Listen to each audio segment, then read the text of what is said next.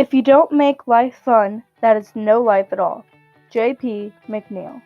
This is the story of Dennis Van Allen. Dennis Van Allen is a Marine Corps veteran. He currently lives in Nevada, Iowa. He was born on November 5, 1946 in Columbus, Nebraska. He served our country from 1966 to 1968. Mr. Van Allen went through some tough training. Dennis enlisted because he was about to be drafted. Basically, he had no choice. Through boot camp, Dennis Van Allen made the best of life, even though he had struggles and had to leave his happy life back at home. Our veteran was only at the young age of 19 years old. He had only been 2.5 months married when he enlisted and 6 months when he left. For boot camp, Dennis went to San Diego, California. When Dennis first got to boot camp, he arrived there somewhere in between 11 through 11:30 p.m. When he got to boot camp, the first part of the process he did was step on these yellow footprints. When he found out he was going to be drafted for 2 years, he decided he would enlist because he didn't want to be drafted. When he enlisted, he decided to be a Marine because it was the shortest time and it was 2 years, just like it would have been if he was drafted. Dennis was serving at the time of the Vietnam War, however, he never actually served in the war. One time, while Dennis was minding his own business sitting on a bench, someone threw a Coke bottle out the car window at his face. This shows that back then people did not have much respect for our veterans and they didn't care for them much. The Marine Corps veterans had routines that they followed, which Dennis talked about in our interview. The lights were out at 10 o'clock and you had to get up at 4 o'clock and breakfast was at 4:30. Every Marine was expected to fold the clothes up a certain way and organize them in their dresser a specific way. Dennis's occupation in the military was a truck driver, and every Marine was required to go through infantry training. Before he enlisted, Dennis worked at a telephone company. The Marines had to do a lot of hard work and physical activities that Dennis talked about. We ran 10 miles a day, plus the running that we had to do during the day, but that's the first thing we did in the morning and the last thing we did at night was run out to the...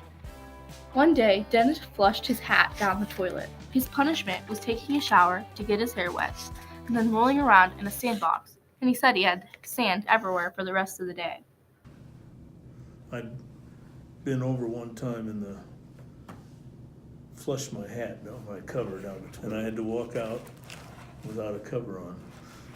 And when they saw me, they made me go get my cover that wasn't starched, and that made your ears go like this because starch shrunk it up a little bit to fit your head better.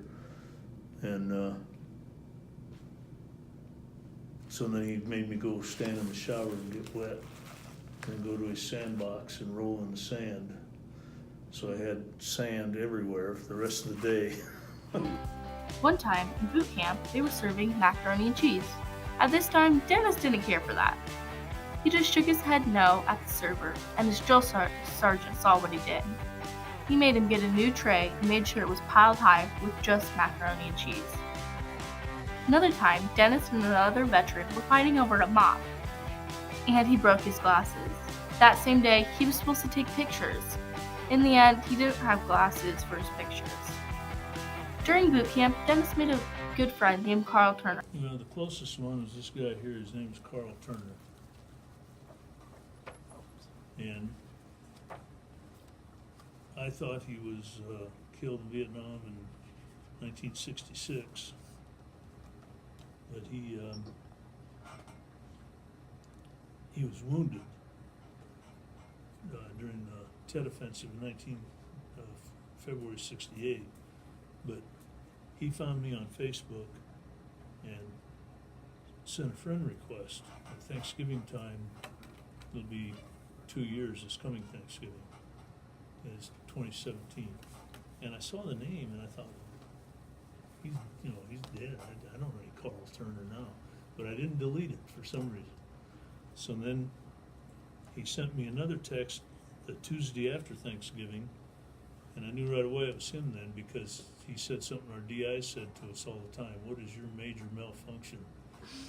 And so I knew it was him, and he gave me a telephone number, and so I texted him back my telephone number, and he called me just like that. We talked for an hour, 2 hours. come to find out he lives about 20 minutes from my oldest son down there in Arkansas. Every veteran gets a set of dog tags that they always wear around their neck. On the dog tags, it has their rifle number, their blood type, their religion, and their name, of course. While we were interviewing him, we got to see his. Here's a picture of it. A dope book is a book that helps you measure your windage, elevation. It also helps you keep track of your shots. It has various pages for when you shoot at various speeds and distances. Look, you put the dope, the clicks for elevation or left to right for windage, and you write it in the book, so when you go to qualification day, that's your primary setting, and then you move it up or down or left or right, depending on the wind, because you shoot at 200, 300, and 500 meters. This is the dope book. And this is my platoon's 2022, and that was my rifle number. His wife, of course, was a little lonely when he enlisted, but she knew it was the only choice he had, otherwise he would have been drafted. Dennis had to give up many of his belongings when he enlisted. He had to sell his car, he lost his job, and he only got about $40 left. Back then, $40 was not a great pay in comparison to other jobs. The only way he could contact his family was by writing letters. Dennis could have called, but it cost so much back in those days. His mother was lenient with the idea of him leaving. Dennis reunited with his friend Carl about a year and a half ago after 53 years. Dennis shared with us at the end of our interview that his grandson is considering to join the military. Dennis was discharged around Christmas time in 1968. He still has many memories with him from boot camp. He still has much respect for all those serving today and those who are veterans like himself. He's also active in our local Legion. Dennis helps every Memorial Day with putting up with the flags around our local cemetery. He still stays in contact with his friend Carl now.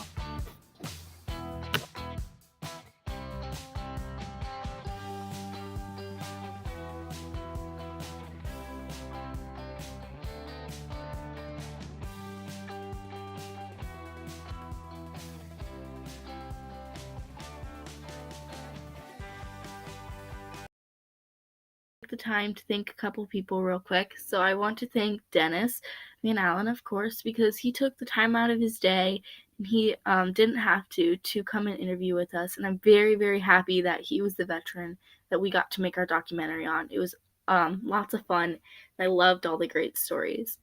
I also wanted to thank any and all other veterans who are serving or who have served, and we just really appreciate it because we know that we wouldn't be here today without you. Thank you to all of those veterans who are serving today, and to Dennis Van Allen for taking his time out of his day so we can interview him, and for serving. Also to our classmates and teachers for helping us out throughout this project. We had fun doing this project.